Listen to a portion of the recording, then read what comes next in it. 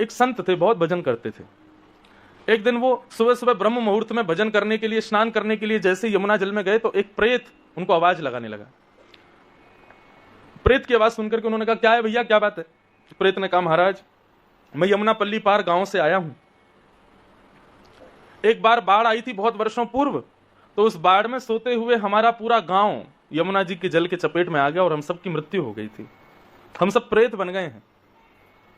महात्मा बोले, अच्छा तुम प्रेत हो? बोले, हाँ जी मैं भी प्रेत हूं, मेरा पूरा गांव प्रेत बना हुआ है, सब हम लोग पल्ली पार रहते हैं। आप नित्य यहां यमुना स्नान करने आते हैं, हम सब आपको पल्ली पार से देखते हैं।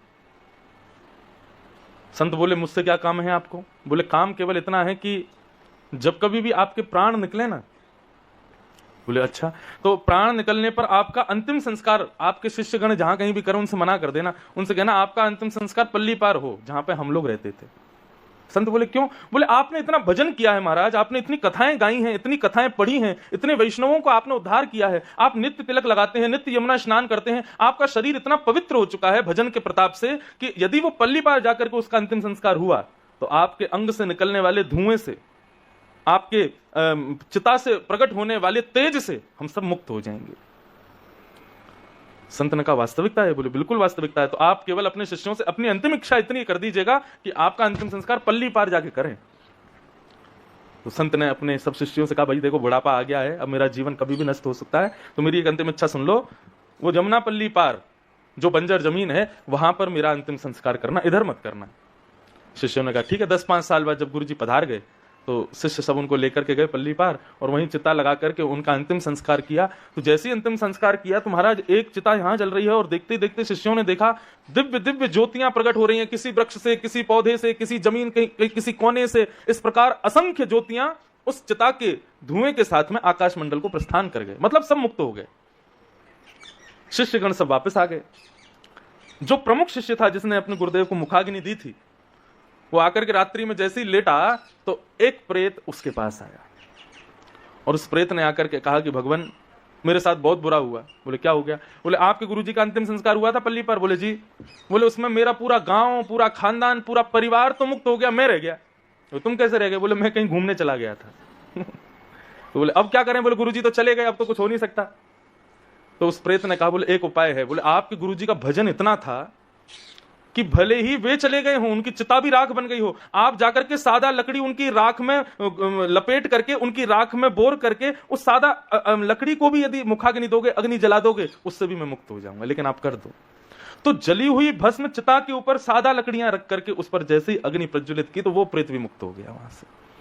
इसलिए कहते हैं भजन करो, इसलिए कहते हैं तिलक लगाओ, इसलिए कहते हैं पवित्र रहो, इसलिए कहते हैं कंठी माला पहनो, इसलिए कहते हैं हरिस्मरण करो, क्योंकि अकेले तुम्हारा कल्याण नहीं होने वाला है उससे। हमारी मृत्यु की चिता की भस्म भी, हमारी मृत्यु की चिता से उठने वाले धुएं से भी ना जाने कितने प्रेत तो इसी आश में बैठे रहते हैं कि व्यक्ति भजन इतना करे, जब इसके प्राण निकले तो हम भी इसके साथ चले जाएं, इसके भजन के प्रताप से। चलम प्राणम, प्राण चलायमान है, नहीं रुकेंगे।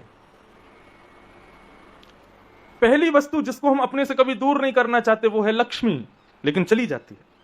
दूसरी वस्तु जिसको हम अपने से कभी दूर नहीं करना चाहते वो है हमारे प्राण, लेकिन कितना भी बचा लेना, कितना भी च्यवनप्राश खा लो, कितने भी दूध पी लो, कितने भी मोती पिष्टी खा लो, कितने भी पतंजलि की दवाइयां औषधियां दिन रात लेते रहो, मृत्यु तो आएगी। जिस दिन सज धज कर मौत की शहजादी आएगी, न सोना काम आएगा, न चांदी आएगी, कुछ भी काम नहीं आएगा उस समय। मृत्यु के समय कुछ काम नहीं आता है। मृत्यु तो मैंने पहले ही कहा अटल सत्य है हमारे जीवन का। उस सत्य को जितना हो सके सुंदर बना लो। मृत्यु से डरना क्यों? मृत्यु से भय क्यों खाते हो? मृत्यु को सुंदर बनाओ। पहले ही विचार कर लो, हमें तो ऐसी ऐसी मृत्यु चाहिए। हे नाथ, आप हमारे सन्मुख हो, आप हमारे हम आपके दर्शन करें, तब हमारे प्राण। देखो, हमारा भजन करना और भजन करके मृत्यु को प्राप्त हो जाना भी ना जाने कितने जीवों का कल्याण होता है हमारी मृत्यु से। विश्व का सबसे प्रसिद्ध डांसर माइकल जैक्सन, वो एक ही चीज चाहता था कि उसके प्राण ना निकले, वो कभी बूढ़ा ना हो। संपत्ति की कमी नहीं, पैसे की कमी नहीं, नाम शौहरत की कमी नहीं, फैन फॉलोइंग की कमी नहीं। जिस जमाने में माइकल जैक्सन था उस जमाने में सोशल मीडिया भी नहीं था। उस जमाने में लोग इतने दीवाने थे उसके, क्या नहीं था उसके पास जो मानव को चाहिए पृथ्वी पर? सब कुछ था। काला था तो उसने इतना वो कराया, अपनी प्लास्टिक सर्जरी, गोरा हो गया। लेकिन इतनी संपत्ति होने के बाद भी अपनी मृत्यु को नहीं टाल पाया, और असमय में मृत्यु हुई, क्योंकि चाहता था मेरी लंबी आयु हो, मैं अजर अमर हो जाऊं। अच्छा, ये जितने भी कहना नहीं चाहिए, कोई बुरा ना माने, किसी के हृदय को ठेसने में माइकल जैक्सन को राक्षस नहीं बोल रहा हूं, लेकिन हमारे भागवत आदि ग्रंथों में जितने भी राक्षस थे, इन्होंने भी तो यही मांगा था भगवान से कि हम अमर हो जाएं, हम कभी मरे ना। रावण को देख लो, कुंभकर्ण को, ये हिरण्यकश्यप को देख लो, कंस को देख लो, सबने क्या मांगा? तप किया, और तप के बदले क्या मांगा? कि हम अमर हो जाएं। राक्षसत्व का गुण होता है ना मरने की इच्छा रखना। और वहीं आप स्वामी विवेकानंद को देखो, अपनी अल्पायु में प्राण त्याग दिए। और तो छोड़िए, आदि गुरु शंकराचार्य बहुत कम आयु में अपने प्राणों को त्याग दिया। और जिस आयु में बच्चे ऐशो आराम करते हैं, थोड़े भोग विलासों में लगे रहते हैं, उस आयु में तो शंकराचार्य जी पूरे विश्व को धर्म सनातन क्या है बता करके चले गए। तो ये देखा